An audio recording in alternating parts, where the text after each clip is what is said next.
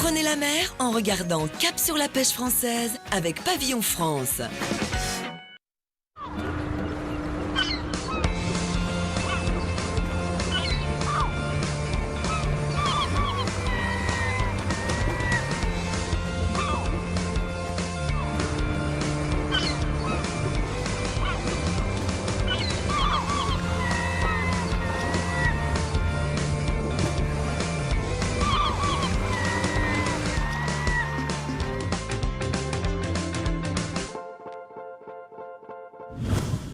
Bonjour et bienvenue dans ce nouveau numéro de Cap sur la pêche française réalisé ici au Salon international de l'agriculture. Un salon de l'agriculture qui pourrait d'ailleurs facilement changer de nom. On pourrait l'appeler le Salon international de l'agriculture et de la pêche, tant la présence des pêcheurs français est importante. Mais le seul problème pour nous consommateurs, c'est que quand on se retrouve devant les étalages, eh bien on a du mal à choisir entre poissons sauvages, poissons d'élevage, qu'est-ce qui est le mieux pour la santé, qu'est-ce qui est aussi le plus écologiquement correct. Eh bien nous allons en parler avec les invités de Cap sur la pêche. Alors tout d'abord un pêcheur corse, Gérard Romiti, bonjour. Bonjour, bonjour à tous. Alors Gérard, quand vous ne pêchez pas au large de la Corse, eh bien vous êtes aussi le président du Comité national des pêches, c'est-à-dire que vous représentez tous les pêcheurs, tous les pêcheurs français. Exactement, je représente tous les pêcheurs français, continentaux et les DOM aussi. Éric Mézrich, alors vous, pas de bateau chez vous, hein. Vous êtes dans l'aquaculture, vous êtes un éleveur, vous c'est Aqualand, c'est près de Mont-de-Marsan, hein, c'est ça. Et qu'est-ce qu'on fait chez Aqualand? Oui, bonjour à tous. Donc, je suis Éric Mézrich, effectivement je représente un groupe d'élevage de truites qui est le groupe Aqualand dans le sud-ouest de la France. C'est un groupe qui élève un peu plus de 10 000 tonnes de truites sur toute l'Aquitaine et qui les transforme sur toutes ses formes, en frais, en surgelé, en fumée, pour tout un tas de circuits de distribution en France et en Europe. Et Jean-Christophe Raymond, le scientifique de l'émission, vétérinaire. Alors vous êtes conseiller d'ailleurs pour le Comité national des pêches. Je ne savais pas qu'il y avait des vétérinaires qui s'occupaient de poissons. On n'est pas très nombreux en France à faire ça, mais on est quand même une petite dizaine. Et je suis un de ces vétérinaires. Et vous passez votre temps sur les bateaux, dans les bassins d'aquaculture? je passe mon temps sur le terrain, effectivement. Donc je suis un petit peu le lien entre ce qui se produit sur le terrain et ensuite, au niveau national, ce qui peut se décider. Et vous m'avez dit tout à l'heure, quand on préparait cette émission, que vous aviez un rôle très difficile et que c'est difficile votre métier, parce que quand vous faites des prélèvements, des expérimentations sur le poisson, il y a la moitié qui sert à faire le prélèvement et l'autre moitié qui sert à quoi? À être mangé, puisqu'on en profite aussi. Alors, avant d'entrer dans le débat, moi j'aimerais qu'on fasse un petit état des lieux. Gérard Romiti, la pêche en France, c'est combien de divisions? Combien de bateaux? Combien de tonnage? Alors c'est 22 500 marins, c'est à peu près 7 000 bateaux, c'est 300 000 tonnes de poissons, dont 200 000 tonnes en criée. Et alors, pour l'aquaculture, Éric Mézrich? Alors en France, nous produisons essentiellement de la truite d'eau douce avec un peu plus de 35 000 tonnes de truite sur environ 500 sites d'élevage répartis sur toute la France. Et nous produisons également des poissons d'aquaculture marine pour environ 5 000 tonnes que sont essentiellement des turbos, des maigres, des bars et des dorades. Alors justement, tiens, on va parler des poissons. Qu'est-ce qui se vend le plus dans l'aquaculture, par exemple? C'est quoi? C'est plutôt les truites? C'est plutôt les bars, les dorades? Alors le produit qu'on va trouver le plus souvent sur les étals, c'est bien évidemment la truite en France, sur les produits d'élevage français, là bien évidemment. Sinon, il faut le savoir, près de 85% des produits aquatiques consommés en France sont des produits importés, il faut l'avoir à l'esprit. Parce que c'est vrai, quand on parle de l'élevage, on pense essentiellement au saumon. Et le saumon, il n'y en a quasiment pas en France, en tout cas dans l'élevage. Absolument. Aujourd'hui, effectivement, la truite sur les salmonidés, c'est essentiellement la truite qui est élevée en France, tout à fait. Mais le saumon reste le poisson d'élevage le plus vendu, le plus produit dans le monde. Absolument. Juste un chiffre pour faire une comparaison. En Norvège, il doit se produire 1 200 000 tonnes de saumon. Et je vous l'ai dit tout à l'heure, en France, on produit 35 000 tonnes de truite. Le rapport n'est pas du tout le même. Gérard Romiti, qu'est-ce qui se vend le plus si on devait faire le top 3 des 3 produits de la pêche française, donc de la pêche et des produits sauvages, hein, qui se vendent le plus? Donc vous avez le bar, la sole, aussi les crustacés, langoustines, homards et le cabillaud, aigle-fin. Il y a quand même une grosse palette. Il y a 12 produits phares. Et il y a aussi un produit important au-delà des poissons, c'est aussi la coquille Saint-Jacques. Hein. Ça fait partie quasiment des produits qui se vendent le plus. La coquille, nous sommes fiers de notre coquille. Voilà, et ça, c'est pas un produit corse. Hein. Clairement, il n'y en a pas beaucoup Non, au large des côtes de la Corse. Mais on les adore. Jean-Christophe Raymond, il y a une question fondamentale quand on parle de poissons d'élevage et de poissons sauvages, pour nous, consommateurs, c'est est-ce qu'il y a une différence? Si j'ai sur un plateau ou dans mon assiette, par exemple, un loup, un bar, pour faire plaisir à Gérard Romiti, un bar et un loup sauvage et un bar d'élevage, est-ce que je peux faire la différence? Alors je suis pas un des plus mal placés pour en parler, puisque justement chaque année on fait toute une campagne d'échantillonnage pour effectivement contrôler le produit et je peux vous affirmer qu'il n'y a aucune différence en qualité nutritionnelle entre le poisson sauvage et le poisson d'élevage. Alors, poisson sauvage, poisson d'élevage, est-ce que ce sont les mêmes origines? Est-ce que c'est la même souche génétique? Alors, il faut savoir que l'aquaculture, en fait, c'est basé sur le développement au départ, la reproduction, l'élevage larvaire. C'est technique, hein, c'est quand même très, très, très particulier d'un certain nombre de poissons qu'on a réussi techniquement à maîtriser. Et donc ces poissons, ces géniteurs, sont des géniteurs issus du milieu sauvage. Ce sont des poissons sauvages que l'on a fait reproduire et que l'on a élevés ensuite. Donc c'est des poissons qui étaient initialement, enfin les arrière-arrière-arrière-grands-pères des poissons qu'on va consommer, venaient de la mer, tout bêtement. Exactement. Ce sont eux qu'on a pris devant les côtes françaises. Et comment on arrive à recréer le même univers? Parce qu'entre un bassin d'aquaculture et la mer, c'est juste pas la même chose, monsieur Mesrich. Oui, vous avez raison. Alors, pour compléter ce qui a été dit là, par rapport aux qualités gustatives des produits d'élevage et des produits sauvages, je voudrais juste dire qu'OCIPA, donc le comité interprofessionnel des produits d'aquaculture, nous mettons en place des tables rondes depuis quelques années pour faire des dégustations à l'aveugle entre les poissons sauvages et les poissons d'élevage, pour essayer justement de sortir de ces idées reçues l'un contre l'autre. On n'est pas l'un contre l'autre, on est les uns avec les autres. Et sur ces dégustations aveugles, la plupart du temps, les consommateurs ou les cuisiniers ne font pas la différence quand les produits sont cuisinés de la même manière. Gérard Romiti, l'avis du pêcheur. Il n'y a quand même rien de mieux qu'un poisson qui vient directement de la mer, non? Oui, pour le pêcheur. Ça agace votre voisin d'ailleurs. Hein. Non, mais si vous voulez, il n'y a pas antinomie entre la pêche sauvage et l'élevage. C'est complémentaire. Et si vous voulez, l'aquaculture permet aussi de pallier aux ruptures de chaînes d'approvisionnement pendant les périodes de mauvais temps aussi. Et le produit, je pense qu'il y a, du moment qu'il est labellisé Pavillon France, il n'y a pas de problème. Mais est-ce que quelque part, l'aquaculture ne va pas tuer la pêche? Parce qu'on sait que depuis quelques années, la pêche est un secteur qui connaît des crises successives. Hein. C'est pas dangereux, l'aquaculture. Bon, à part tomber dans un bassin et peut-être s'y noyer, mais c'est vrai qu'il y a plus de danger à être sur un bateau. C'est vrai qu'on a toutes les contraintes météo, on le voit en ce moment, notamment avec vos collègues de la façade atlantique et de la Bretagne. Est-ce qu'ils ne sont pas en train de tuer le métier?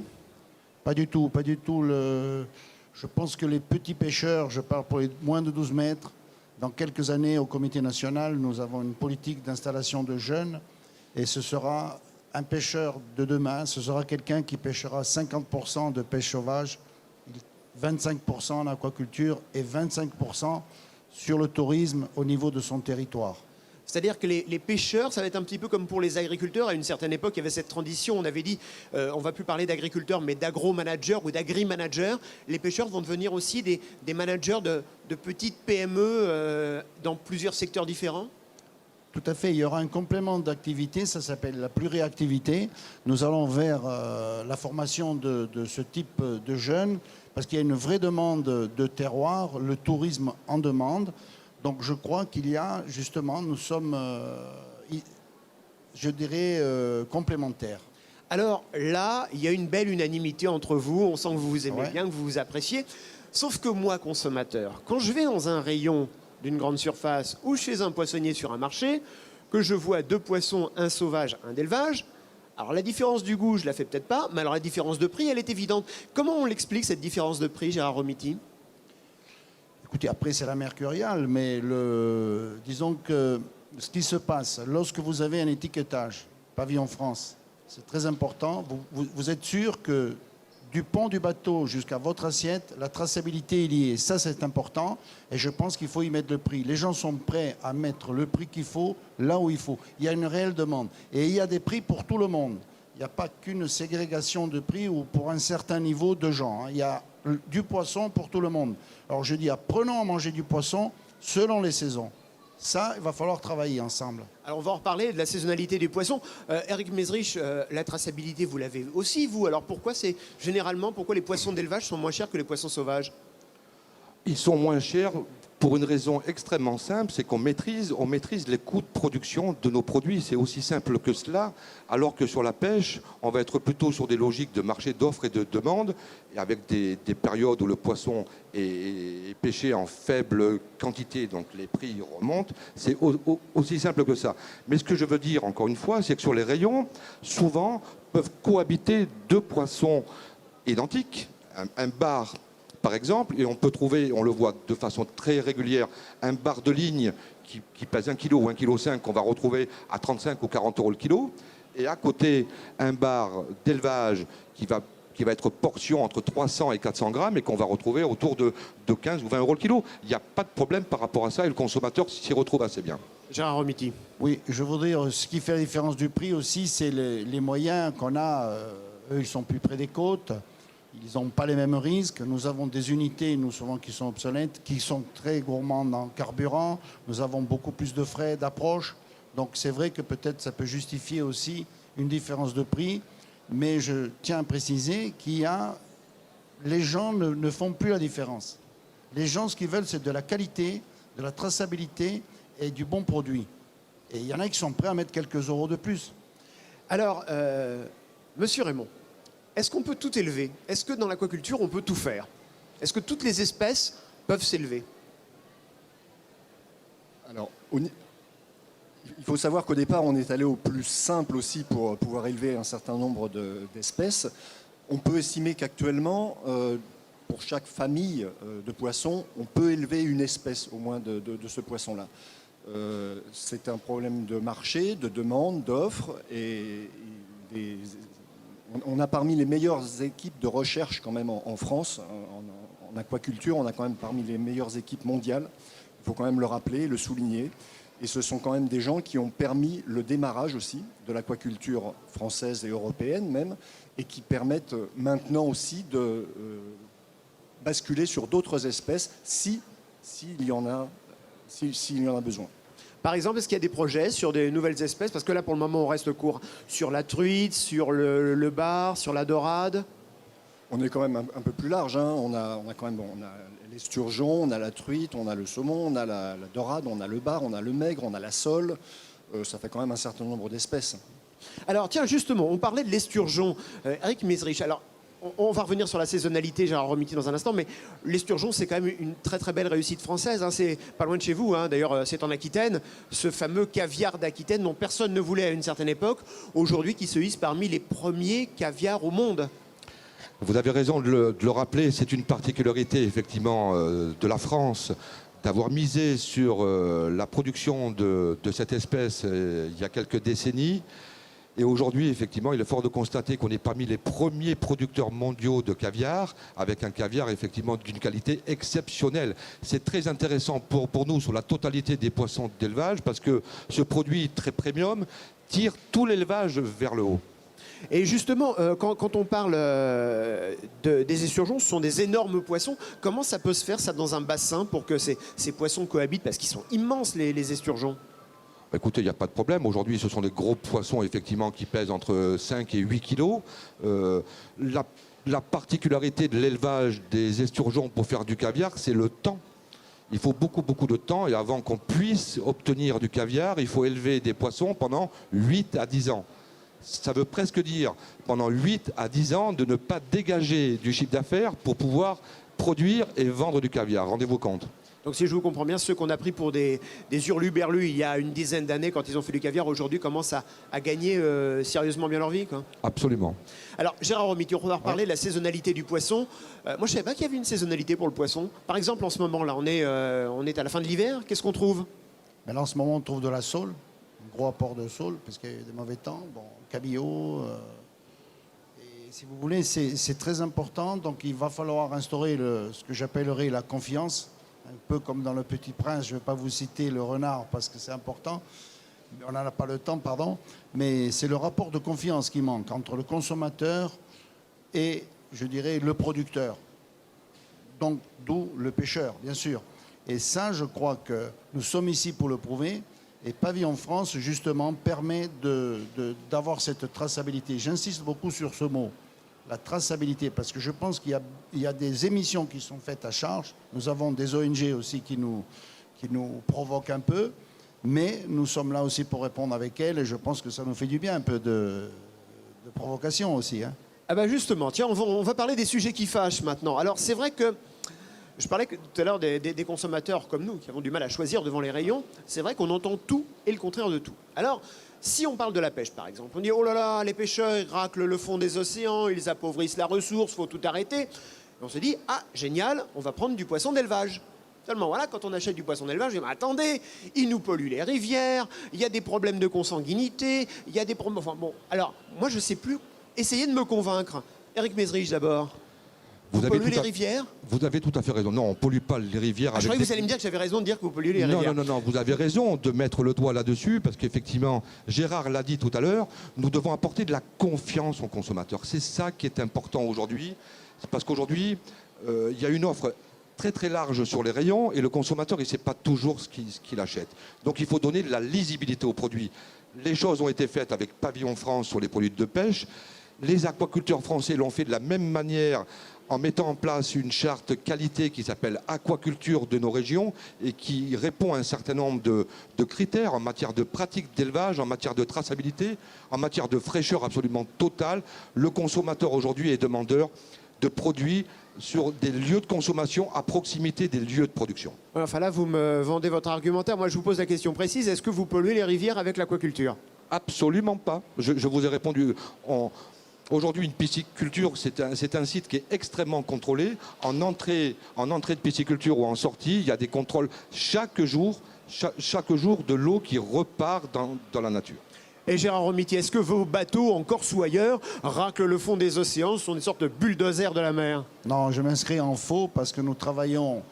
S'il y a eu des erreurs faites dans le passé, il y a 20 ans en arrière, là aujourd'hui nous travaillons sur des engins, justement, avec France Filière Pêche, des panneaux qui ne touchent presque plus le fond, des filets qui ont des mailles qui laissent sortir tous les juvéniles.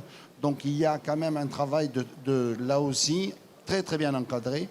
Nous avons une Europe qui nous pond 850 règlements. Donc je peux vous dire que tout est bien encadré, il y a un cahier des charges. Et lorsque le poisson arrive dans votre assiette, il est passé par les fourches codines de tous les services. Et puis je crois que vous n'attendez pas uniquement des contrôles des pouvoirs publics. Vous-même, vous êtes fixé vos limites. Le comité national délivre des licences de pêche et nous avons aussi des autorisations de pêche. Je prends par exemple le thon rouge de Méditerranée qui a été montré du doigt pendant des années. Aujourd'hui, nous sommes revenus au stock durable, le RMD.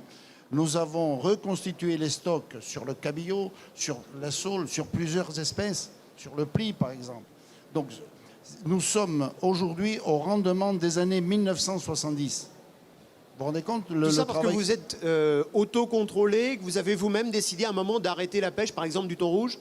Tout à fait. Nous avons eu un playback, nous avons payé le prix fort. Et cette année, en Afrique du Sud, je représentais la délégation française, nous avons obtenu 2400 tonnes. On n'a pas voulu une tonne de plus. On veut faire nos preuves, mais il faut savoir que tout ça, tout est encadré par le comité national, où il y a des commissions, où il y a les services de l'État, de la DPMA.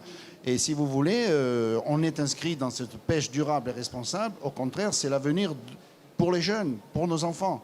Et comment vous arrivez à faire passer le message, par exemple, à des pêcheurs qui ont historiquement toujours pêché le thon rouge, et dire, bon, bah, maintenant, il faut se mettre un petit peu entre parenthèses, attendre que l'espèce se reconstitue. C'est facile à faire passer ce message ? Écoutez, je pense que le pêcheur aujourd'hui a très très bien compris, y compris les petits métiers de Méditerranée. Nous avons fait des autorisations de pêche à la canne, par exemple. Ils ont de très petits quotas, mais on revalorise. C'est peut-être pour ça aussi que des fois le poisson est un peu plus cher. Pêcher moins, vendre mieux, en respectant la ressource. Voilà les 3 critères qui feront notre futur. Et est-ce que ça permet justement de susciter des vocations chez des jeunes qui, a priori, n'auraient pas été franchement intéressés par les métiers de la mer et les métiers de la pêche, mais qui peuvent venir vous rejoindre ? Tout à fait. Nous avons, si vous voulez, là c'est vrai qu'il y a une petite lacune. Les écoles aquacoles sont complètes. Nous travaillons avec le gouvernement, le ministre, sur l'installation de futurs jeunes pêcheurs. Et ici, je dois dire qu'au salon, nous travaillons parce que les petits enfants que depuis 15 jours sont en train de suivre tout le processus de la pêche jusqu'à l'assiette, ils sont en train de... Je pense que là, aujourd'hui, on est en train de trouver le consommateur, le pêcheur de demain, l'aquaculteur peut-être. Alors, le consommateur de demain, Jean-Christophe Raymond, est-ce que le poisson il sera toujours aussi bon pour lui? Parce que il n'y a pas encore si longtemps, dans un magazine féminin, je voyais ce titre Donnez-nous notre poison quotidien. On disait qu'il y avait plein de choses qui n'étaient pas bonnes pour la santé. Alors, est-ce qu'il y a des choses qui ne sont pas bonnes pour la santé dans le poisson, notamment dans le poisson sauvage? En ce qui concerne l'alimentation du consommateur, le poisson que l'on consomme, d'une part, il faut quand même rappeler qu'il y a un certain nombre de contrôles sur toute la production, sur toute la chaîne de production, depuis la production primaire, comme on dit, c'est-à-dire le moment où le poisson arrive et le moment où il arrive dans l'assiette. Et que d'autre part, ce poisson est quand même reconnu par l'ANSES, qui est quand même la référence nationale, comme un produit utile et un produit voire même nécessaire, notamment pour la prévention de certaines maladies cardiovasculaires.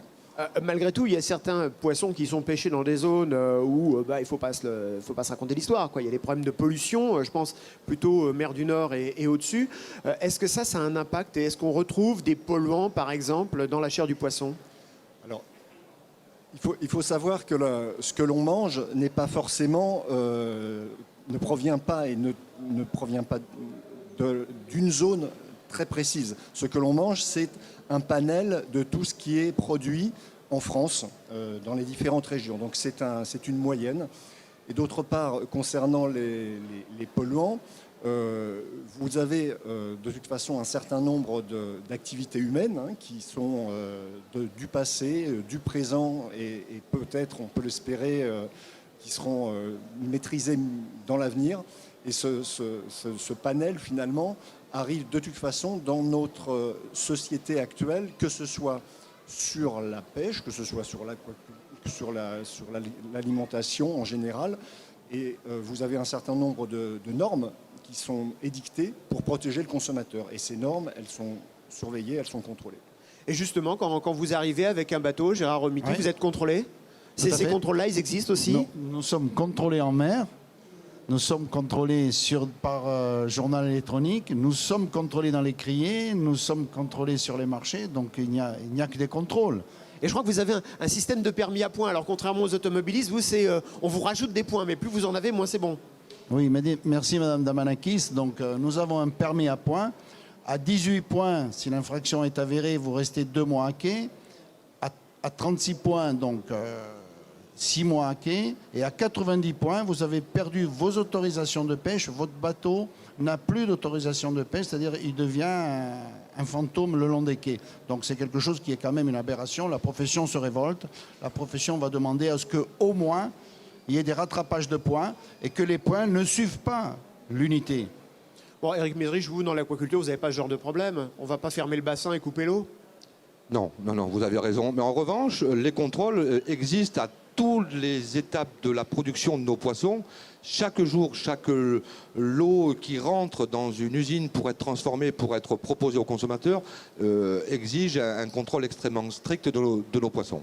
Alors on voit bien la complémentarité. Gérard Romiti, vous disiez tout à l'heure, le pêcheur de demain, les jeunes dont on parlait à l'instant, oui, ils vont être pêcheurs, ils vont faire de l'aquaculture, ils vont faire du tourisme. Mais tout ça, ça suppose des investissements énormes. Quand on voit déjà le prix d'un bateau aujourd'hui, ils n'ont peut-être pas forcément les moyens aussi d'avoir des bassins d'aquaculture. C'est-à-dire, ça coûte combien un bateau aujourd'hui? Vous savez, un bateau neuf, un 12 mètres, donc un petit métier, moins de 12 mètres. Un 12 mètres, c'est 700 000 €. C'est énorme, bateau du futur. Après, selon les tailles, c'est plusieurs millions d'euros. Donc le problème qu'on a, nous avons besoin d'avoir une banque qui nous suive, un fonds d'investissement. C'est très important. Il faut que l'Europe soit un peu l'Europe amie et non pas que les contraintes. Nous appelons l'Europe amie, nous. Il va falloir aussi trouver la possibilité pour les quotas de fin d'année, d'avoir une visibilité sur 3 ans. On ne peut pas dire à quelqu'un du 16 au 18 janvier, du 16 au 18 décembre, je vais avoir encore mon quota de saule ou de cabillaud. Ça, c'est très important. Et je crois que nous travaillons sur le pêcheur du futur au comité national. Il y a eu le BTS cette année qui a été mis en place. Le pêcheur du futur sera un ingénieur des mers. Allez, juste d'un mot, Gérard et Eric Mesrich, vous avez 30 secondes pour me donner envie d'aller manger du poisson tout à l'heure en sortant de ce plateau. Alors je vous dis, après la tempête, venez faire la fête au stand de France Filière Pêche. Eric Mesrich, Très très rapidement, moi je vous le dis, nos produits sont élevés à proximité de chez vous. Ils sont identifiés par cette aquaculture de nos régions. N'hésitez pas à les consommer sous toutes ses formes. voilà, vous savez donc tout presque sur le poisson sauvage, le poisson d'élevage. Maintenant, c'est à vous de choisir. Et pour ma part, eh bien, je vous retrouve la semaine prochaine pour parler notamment cuisine et pour vous montrer que finalement, cuisiner du poisson, c'est pas si compliqué. À très bientôt.